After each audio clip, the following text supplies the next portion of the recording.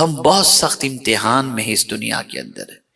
یہاں کی رنگینیاں ہمیں دعوت دیتی ہیں، یہاں کی ہرس ہمیں دعوت دیتی ہے، یہاں کی ہوس ہمیں دعوت دیتی ہے، یہاں کی شہوت ہمیں دعوت دیتی ہے، یہاں کی برائیاں ہمیں دعوت دیتی ہیں، یہاں کی کشش ہمیں دعوت دیتی ہے.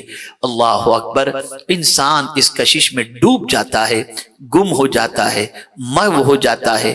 نتیجتاً وہ اپنی دنیا تو بنا لیتا ہے، آخرت بھول جاتا ہے اور آخرت خراب کر جاتا ہے. تو اے رسول اعظم صلی اللہ علیہ وسلم کے دیوانوں، بس اس جملے کو یاد رکھو، ہمیں آنا یاد ہے، ہمیں اب جانا بھی یاد رکھنا چاہیے. اگر ہم نے جانا یاد رکھا تو ہمارے قدم پھسلنے سے رہ جائیں گے، ہمارے قدم پھسلنے سے رہ جائیں گے اور ہم گناہوں سے بچنے کی کوشش کریں گے. کس طریقے سے بچنے کی؟ ہمارے ہر عمل کو یہاں اللہ کی بارگاہ میں ریکارڈ کیا جا رہا ہے اور ہر عمل اللہ کی بارگاہ میں محفوظ ہو رہا ہے. قیامت میں یہ سارے اعمال ہمیں دکھائے جائیں گے. رب فرمائے گا اقرا کتابک کفا بنفسک اليوم علیک حسیبا. بندے پڑھ اپنا اعمال نامہ، اپنا اعمال نامہ پڑھ. کرامن کاتبین لکھ رہے ہیں، ایک ایک عمل ہمارا ریکارڈ ہو رہا ہے. چاہے گھر کی چار دیواری میں کریں، چاہے دنیا کی کسی گوشے میں جا کر کے کریں، چاہے پہاڑ کی غار میں جا کر کے کریں، چاہے کسی ہل اسٹیشن پہ جا کر کریں، کوئی عمل بھی ایسا نہیں جو ریکارڈ نہ ہو رہا ہو، محفوظ نہ ہو رہا ہو. اور یہ سارا عمل ہمارے سامنے پیش کیا جائے گا. اب دیکھیے غوث پاک کا ایک ارشاد آپ کی سماعتوں کے حوالے کر کے میں اپنی گفتگو کو ختم کرنے کی کوشش کرتا ہوں. آنا یاد نہیں تھا، جانا یاد تھا. اسی لیے غوث پاک کعبے کی دہلیز پر سر رکھ کر کہتے ہیں اے اللہ عبد القادر کے گناہوں کو معاف فرما، اور عبد القادر کے گناہ معافی کے قابل نہ ہوں. دیکھیے جانا یاد تھا نا، تو قیامت میں نابینا اٹھانا تاکہ تیرے نیک بندوں کو دیکھ کر وہ شرمندہ نہ ہو جائے. جانا یاد تھا، جانا یاد تھا، ہم جانا بھول گئے. یاد رکھو پلٹ کر اس کی بارگاہ میں جانا ہے، ایک نہ ایک دن جانا ہے. اور وہاں پوزیشن کیا ہوگی؟ جماعت کے ساتھ نہیں جاؤ گے، ماں باپ کے ساتھ نہیں جاؤ گے، سب کے ساتھ حساب نہیں ہوگا. وَكُلُّهُمْ آتِيهِ يَوْمَ الْقِيَامَةِ فَرْدًا، alone، اکیلے، اکیلے وہاں پر.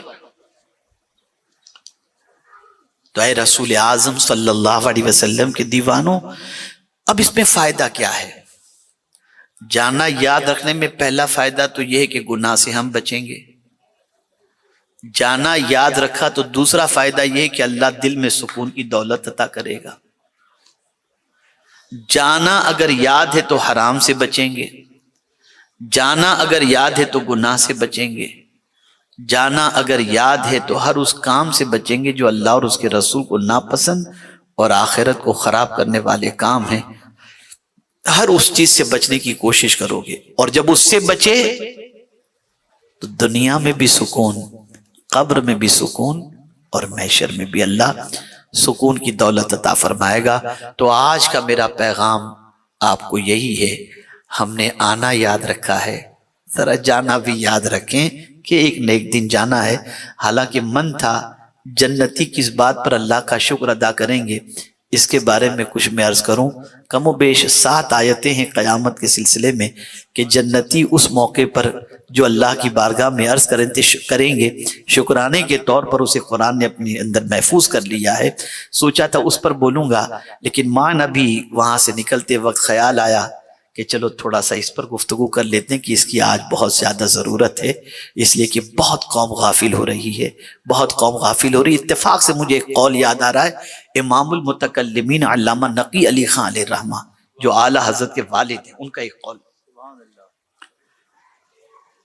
اور یہ بڑا پیارا قول ہے. ارشاد فرماتے ہیں کچھ لوگ اللہ کی رحمت پر بھروسہ کر کے گناہ کرتے ہیں کہ اللہ تو معاف کرنے والا ہے، وہ رحیم ہے، وہ رحیم ہے، رحمت فرما دے گا، اور اس تصور سے گناہ کرتے ہیں.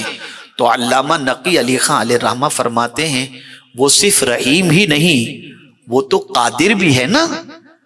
وہ تو قادر بھی ہے، تو اس کی قدرت پر بھروسہ کر کے زہر بھی کھا لو، اس کی قدرت پر بھروسہ کر کے زہر بھی کھا لو تاکہ زہر اثر نہ کرو، تو وہ تو تم نہیں کرتے، تو تمہیں رحمت پر بھروسہ ہے، قدرت پر نہیں۔ اللہ کیا بات ہے، کیا بات ہے، واہ۔ اس کے قادر ہونے پر تو تمہیں یقین ہے، رحیم ہونے پر تو یقین ہے، قادر ہونے پر یقین نہیں۔ تو اے رسول اعظم صلی اللہ علیہ وسلم کے دیوانوں، ہیلے بہانے چھوڑو، اور ہم اور آپ اللہ کی بارگاہ میں جب ہر رکعت میں دعا کرتے ہیں اہدنا الصراط المستقیم، ہم کو سیدھے راستے پر چلا، تو سیدھے راستے پر چلنے کی کوشش کریں۔